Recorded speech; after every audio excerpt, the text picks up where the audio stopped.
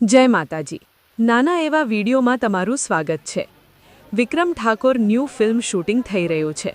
ભોળાનો ભગવાન શૂટિંગ દરમિયાન વિક્રમ ઠાકોર નાવમાં શૂટિંગ કરવા જઈ રહ્યા છે। વિક્રમ ઠાકોરની આ ફિલ્મ કેટલા લોકોએ જોઈ છે? વિક્રમ ઠાકોર નાવમાં બેસવા જાય ત્યારે પગ સ્લીપ ખાઈ જાય છે, એ તમે જોઈ શકો છો। નાના બાળકો વિક્રમ ઠાકોર સાથે સેલ્ફી લઈ રહ્યા છે।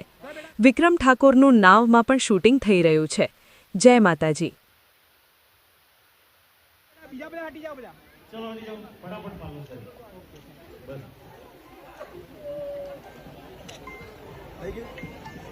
सागर फोन कर दो તમે આવી જાઓ